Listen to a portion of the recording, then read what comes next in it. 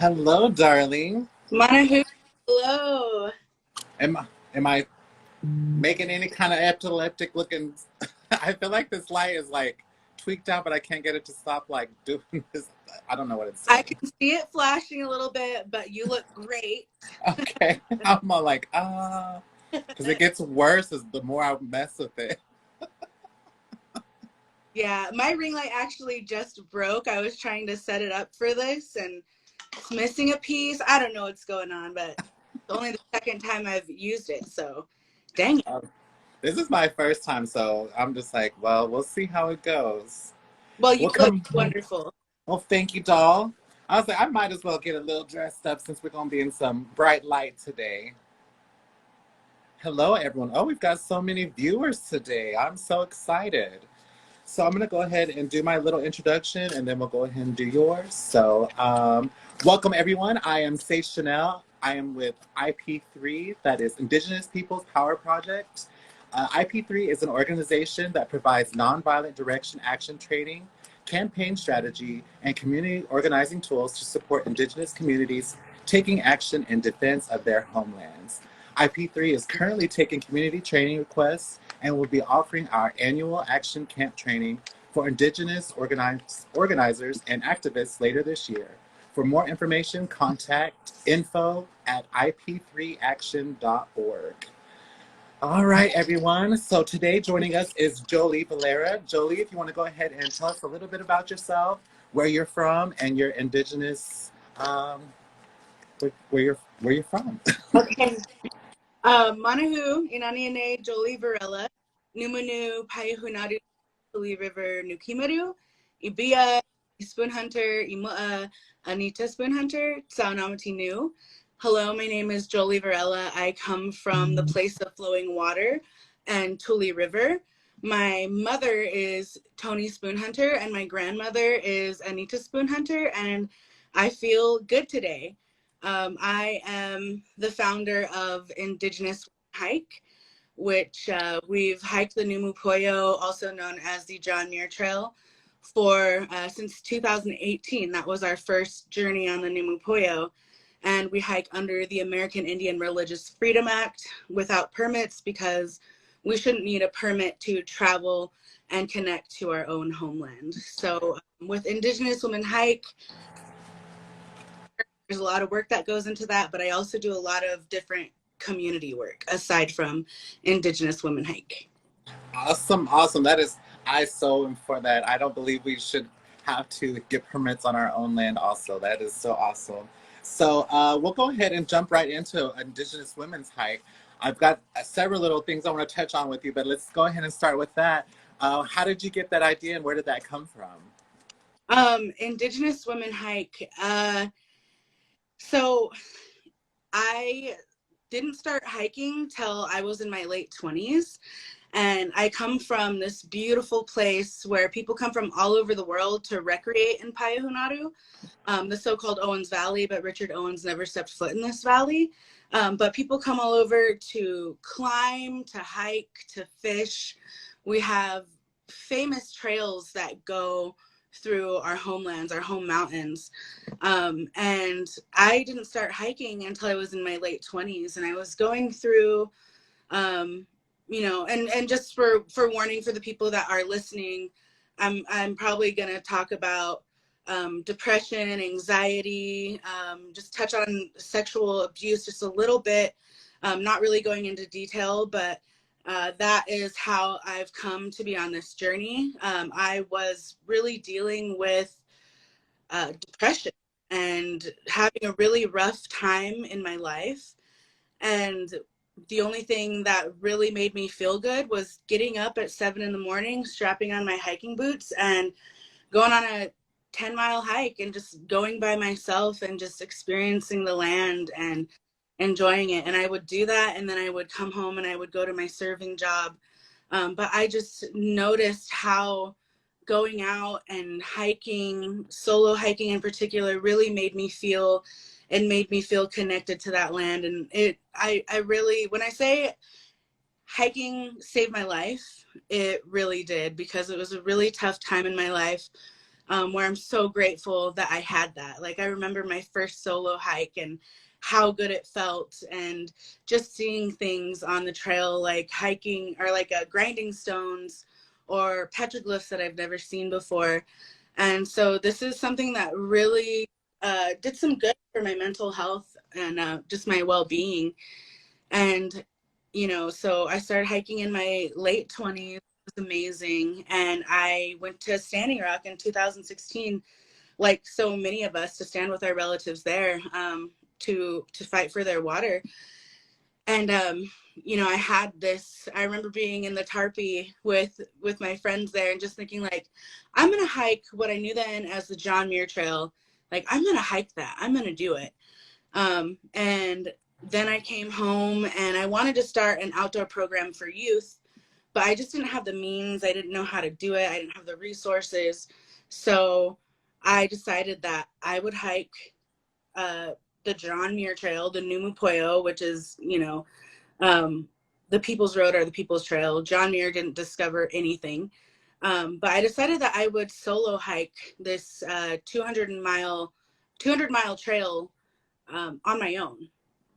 And I started making these videos, and I would record parts of my hike. Like, maybe I reached the trail, or I reached the pass, the lake, wherever I was heading, or maybe I didn't. And I would make a video, and I would talk about how I felt, how I was feeling, how that hike made me feel.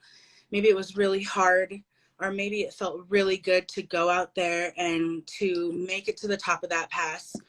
And I would share that. I would share those feelings, and in preparation to hike the Nüümü Poyo.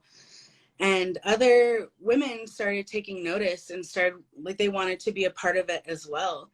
And so from there, it was like, well, I can't say no, you know, so let's do this. And then we started preparing, and other women joined, and that's how Indigenous Women Hike came to be.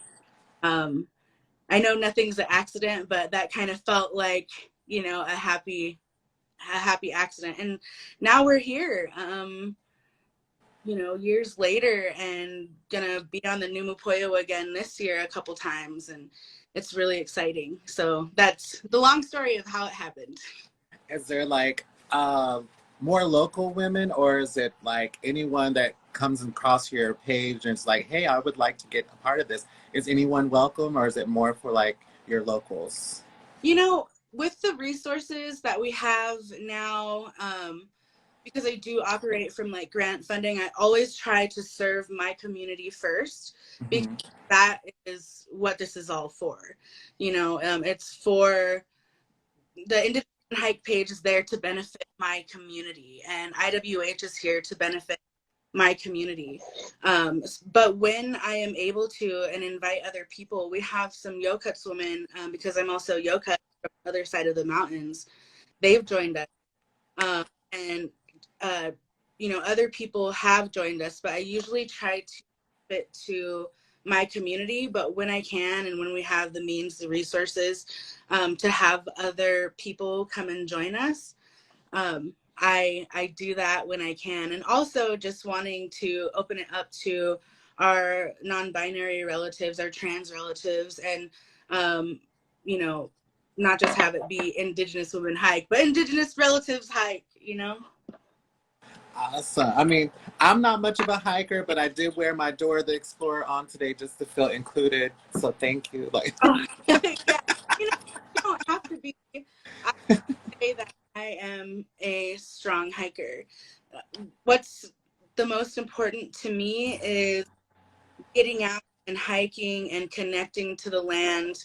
Like, I know some really strong hikers. My sister Autumn Harry is a really strong hiker, and it's great to hike with her, but it's not so much about like who can hike fast, and you know, it's about when we go out there and when we're connecting. And so this summer we're kind of more geared towards like, we don't have to do 10 miles, 12 miles in a day.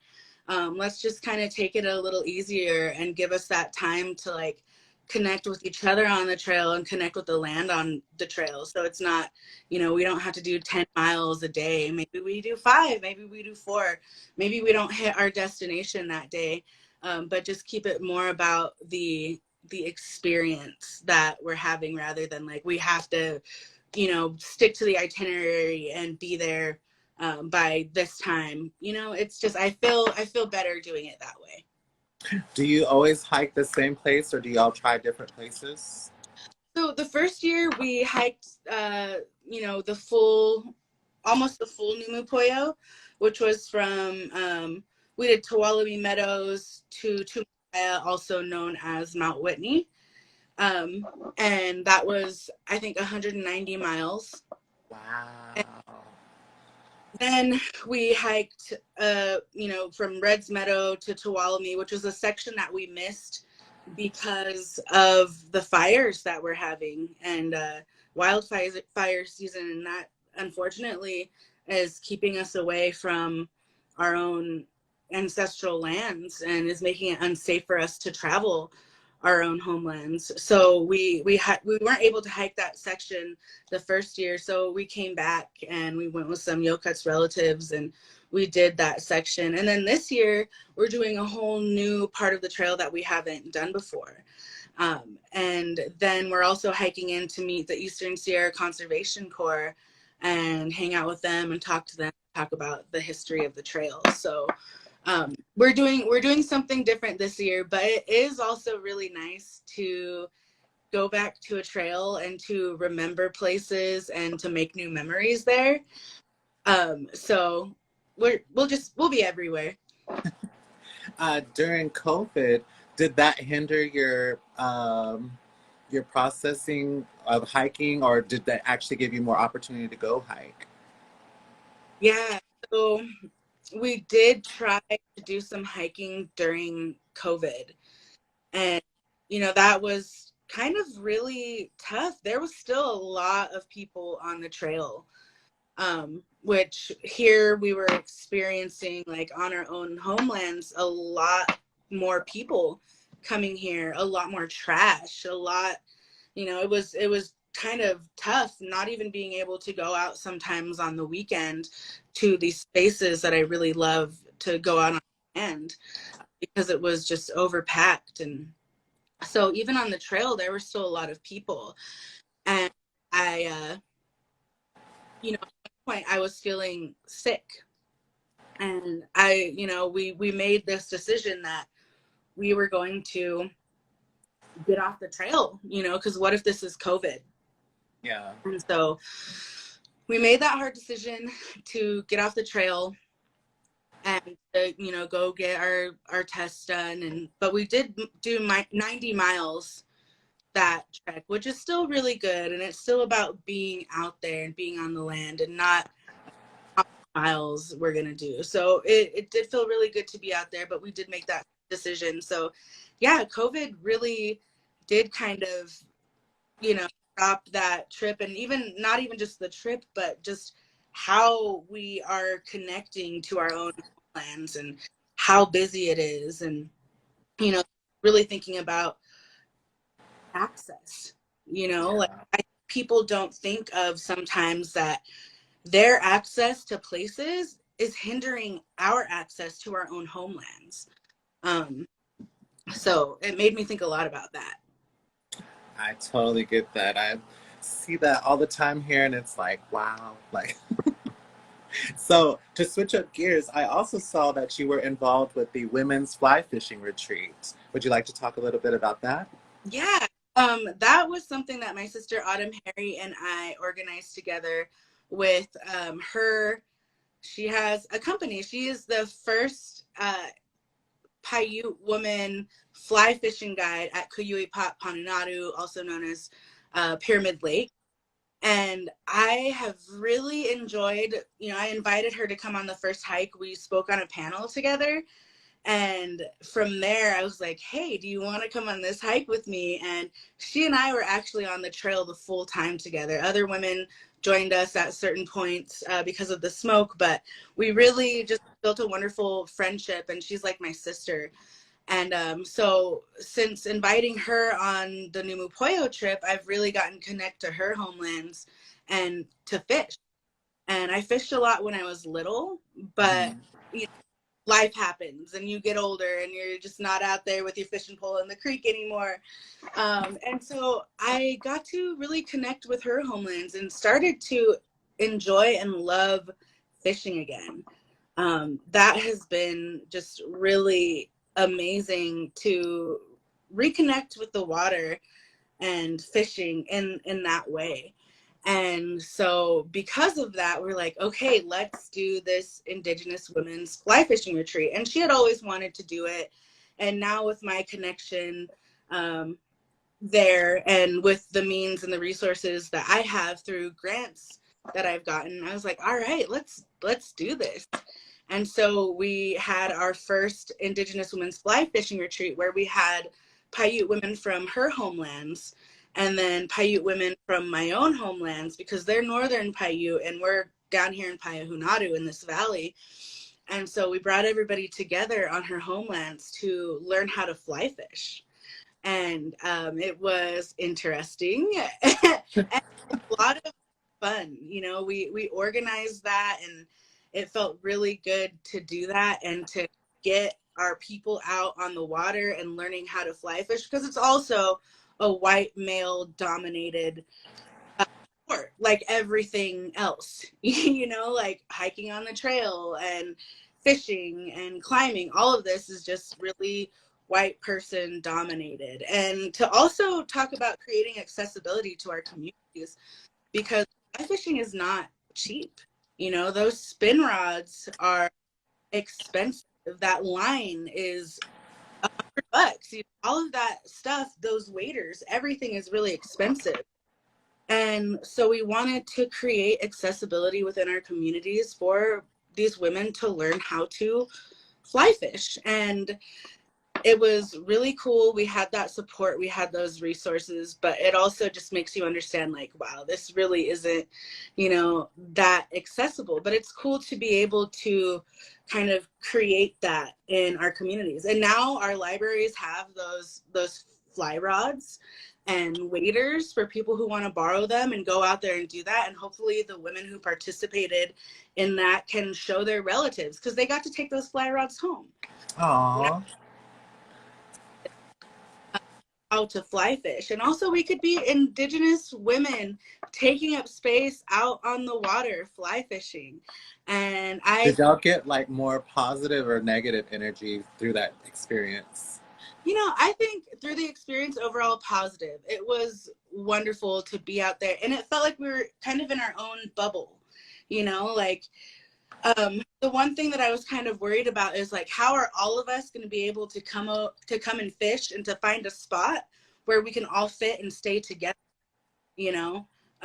But we were able to do that, and we were able to stay close to one another, and have these great instructors, and, you know, have Autumn there teaching us how to fly fish too. And it was just really amazing. So creating accessibility within our communities and having our communities come together, and hopefully this coming year, it'll be here in Payahuunadü. So we'll be fishing our home waters here.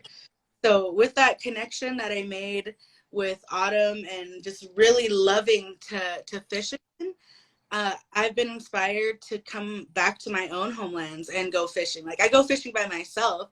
I'll just grab my spin rod and go out and fish and bass fish, and it's just feels really good to be able to just find so much joy in doing that again. So the fly fishing retreat, you know, I'm sure I've been told that the other women enjoyed it, but I think it really did a lot of good for myself too.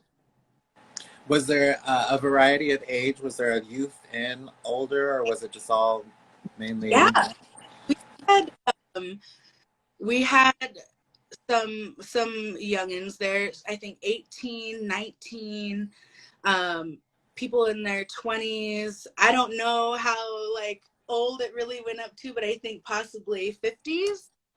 So we had a good age range of people there, and just it was a lot of fun.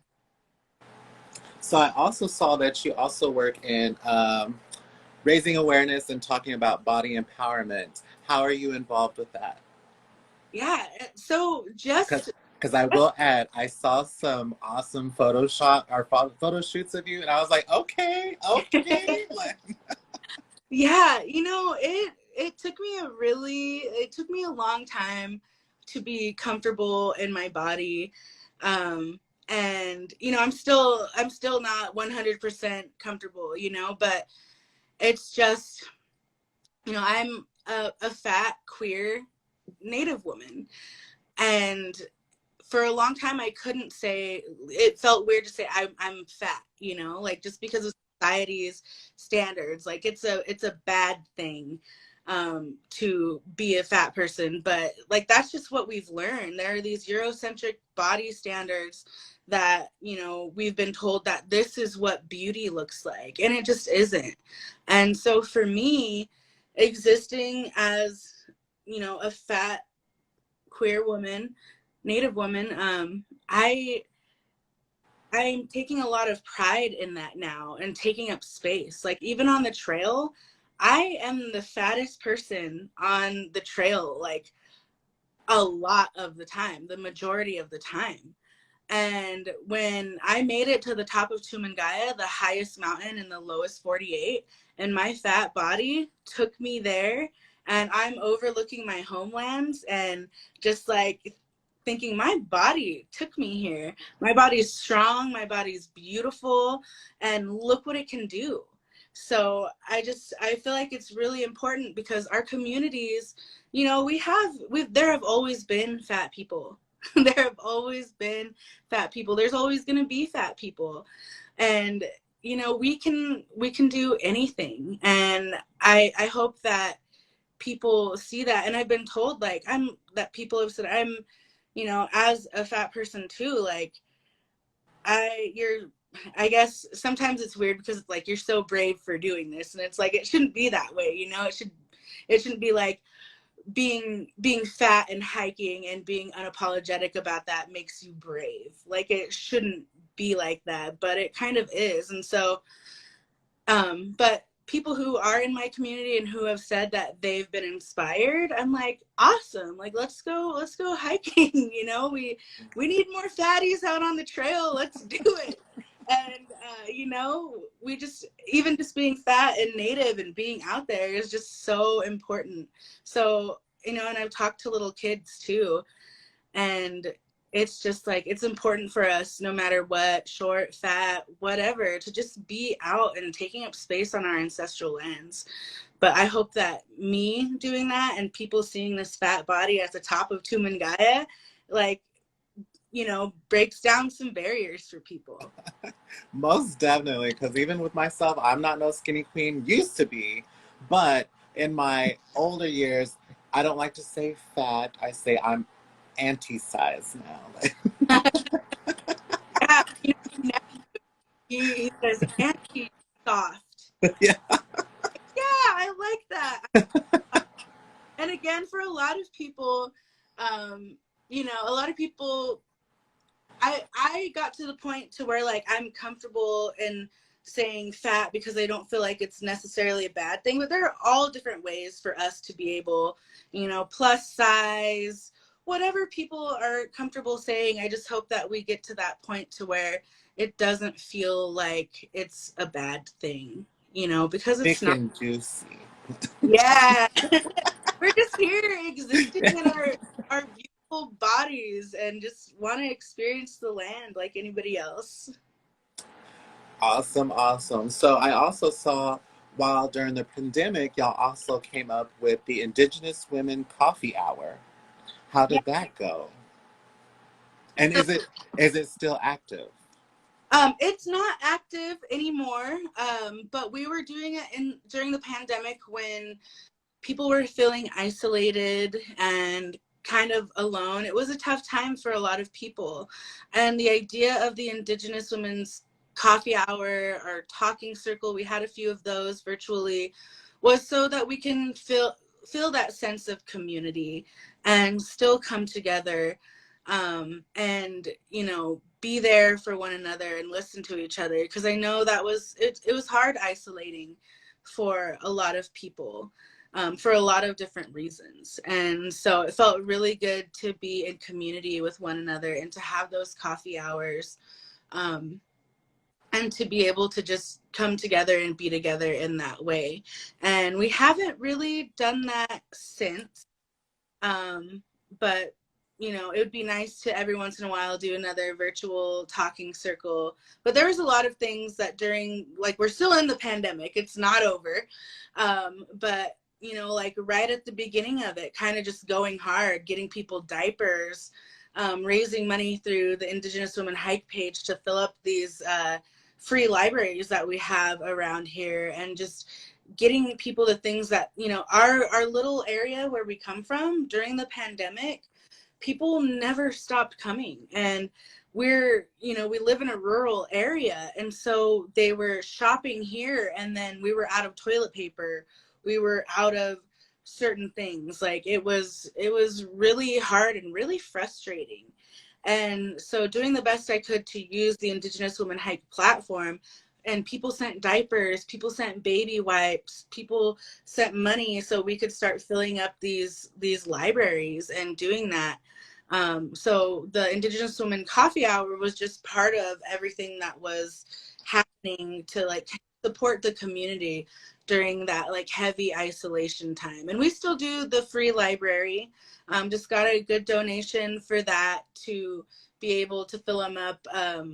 You know, they were just these old libraries that were like out at the education center, and they weren't being used. So it was the perfect time to like revitalize those spaces and to start using them again. And a teacher actually made one for Lone Pine. And so we got to put that up at the Lone Pine Environmental on the reservation there, and, you know, just revive those spaces, get some going to have these be able to support our community. So there was a number of things that we were able to do during that heavy isolation period to support the community. And a lot of that is from because of this Indigenous Women Hike platform and account. Awesome. I love that. To me, I feel like the true leaders came out during the pandemic, and we're getting to see all that lovely work bloom now. And so I see you. I see you. So through everything that you've done and that you've produced, what do you find most meaningful out of all of it? Um, I just have a lot of memories, because the cool thing about doing this is like I get to participate in this stuff too. Like I get to go fly fishing. We went to Tawantinsuyu, our so-called Peru.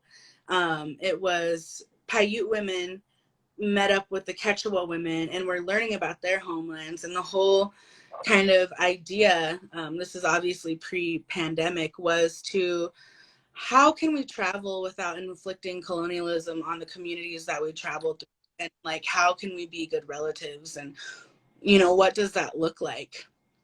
And so I have this memory from doing that amazing journey with our relatives there, and we entered, we hiked and we entered into Machu Picchu at up there with my sisters and with Shandira, who was our Quechua guide, as the sun was setting, and playing a hand drum and just like being there at that moment. Like that memory will live forever in my mind, and it's something that I'm really proud of, is that journey. But there are so many things. Another thing that I love that I've been able to do is the outdoor gear library, and it needs a lot of work right now in the way of organization and inventory, but just being able to provide more access to my community, Indigenous and also non-Indigenous. Anybody who lives in Payahuunadü, who lives in this valley, even people who come to visit, can have access to this outdoor gear library. And we have tents, sleeping pads, and trekking poles, and jet boils, and garments, and just all of these wonderful things, because that is expensive. Everything is so expensive. But also thinking like, we don't need these things to go out and to connect to our own homelands, right? But we deserve to have these things that are going to give us that peace of mind and make us feel safe, and be out on the trail in that way. Like, we know that our ancestors didn't have Patagonia sleeping bags and North Face tents and any of that, right? So just like remembering that, but we also deserve access to these things. We have bear canisters. During the first hike on the Nüümü Poyo, I had to write a lot of companies and do a lot of work to be able to supply us with all of the gear that we had. We raised money.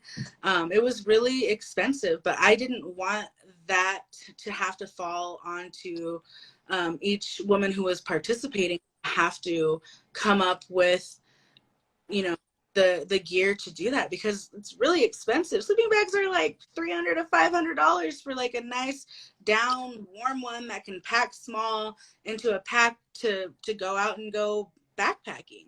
Yeah. So I'm really proud of being able to create this outdoor gear library that not only is used for people for going first backpacking trips, families are going on their first family camping trips, but it's also supporting prayer runs. It's supporting these, not these celebrations that we're having. We're going to have something called Kazitika Days. It's a revival of this old celebration that we had way like over 100 years ago. And it's a revival of this celebration, and these cots and these sleeping bags and everything, they're going to be used by our community during that celebration. So that's one of the things that I'm really proud of, is the outdoor gear library. Is there any way that we could donate to you if anybody was interested in helping out or just finding out more? Oh yeah, definitely. So usually money is the best way, and I have those cash apps available in the bio of IWH. But also, if you have like some gently used gear that's in good shape, we can always use that too, because one of the things that I want to do is I've been encouraging other Native people to make these gear libraries in their own communities. So when I have, like, once I do inventory and I have too much of these things, or say I have like 25 sleeping pads, am I really going to need that many sleeping pads? I can pass them on to the next person on another res, and they could use that for their libraries.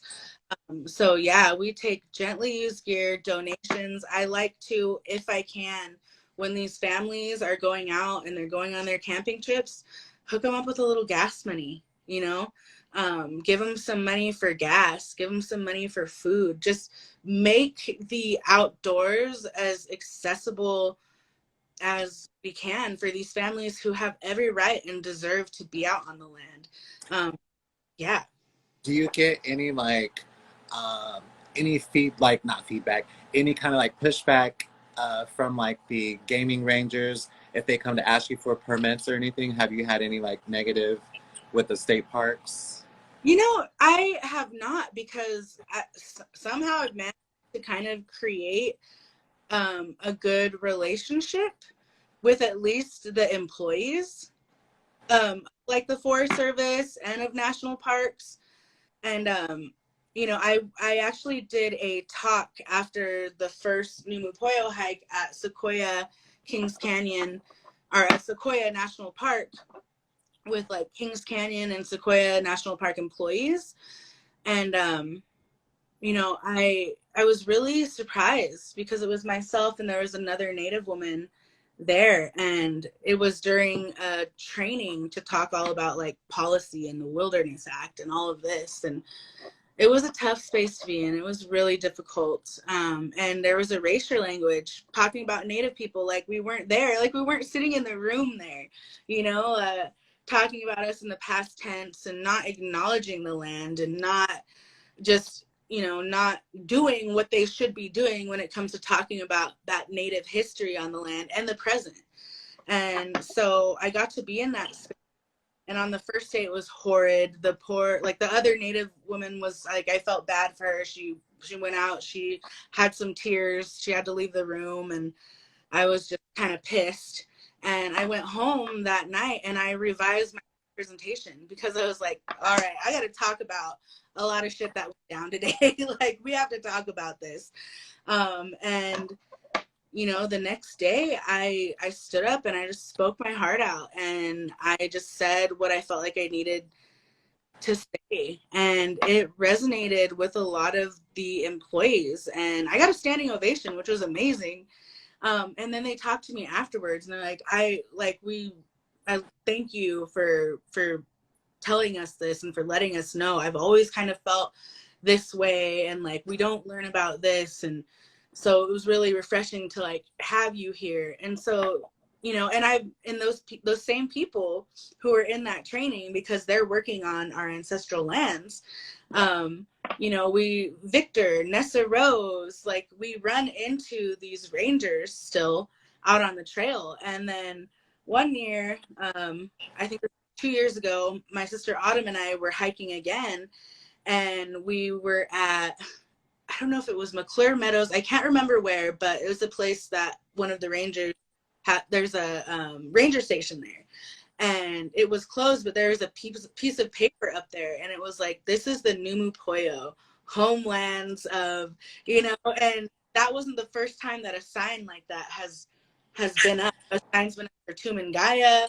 And so these people who are working there are acknowledging the first people, and they're getting the word out as well. So we have pretty good relationships, and there's not really a ranger that I know that's gonna like stop us and be like, there's some that I don't know, and I've been like, we're Paiute. We're Paiute. This is our land. Recognize. Yeah. And then and I tell my relatives, like my goes out to hunt, and he's like, what should I say? And I'm like, hold on, and I'll write on a piece of paper for him. And I'm like, if you to a ranger and they try to talk shit to you, pull this out and say this, you know. Yeah. So like, I wrote that down for him, and he keeps it in his wallet. So if you know, tries to stop him for whatever, he can say this. But nobody has tried yet. But honestly, I'm waiting for the day, because I'm gonna get rowdy. Well, hopefully that day never has to come. It sounds like you're doing like amazing positive stuff, so I hope you never have to cross that road. Me too. So also being a thick and juicy, we're gonna go off subject. And so what would your favorite Native dish be? Oh man, there's just, I mean, obviously fry bread. I know that's not like traditional. Oh, pine nuts, easy. Pine What nuts. is that? So we pick pine nuts where I'm from. We have like a pine nut dance, and like to make sure that the harvest is going to be good that year, and then we can go out and pick pine nuts. And so usually around like October, I've been really bad at going out and like making the time to go pine nut picking, but my parents, they get out and they get pounds and pounds of them.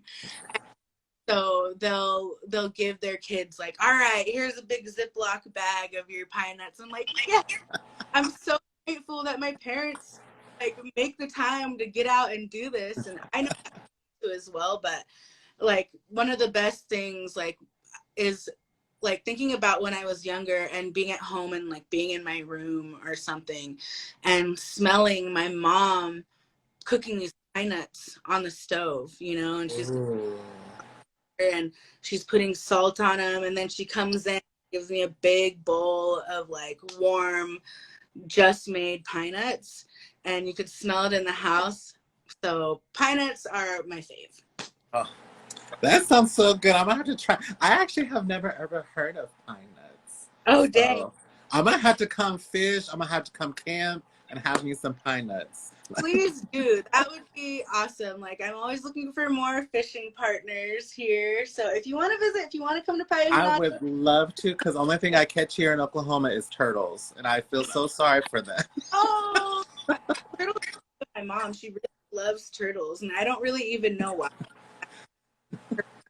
Her little, she loves them. That's all I catch. I've never caught an actual fish. It's always turtles, and I can't get the hook out of them. It's a horrible experience. Well, we'll catch some bass in Payahuunadü. I'm down for it. So we're coming to an end, darling. Oh, there goes my light. Is there anything that you would like to plug or highlight or even mention again so we can get you some help or donations or anything? No, I just want to say that it feels kind of,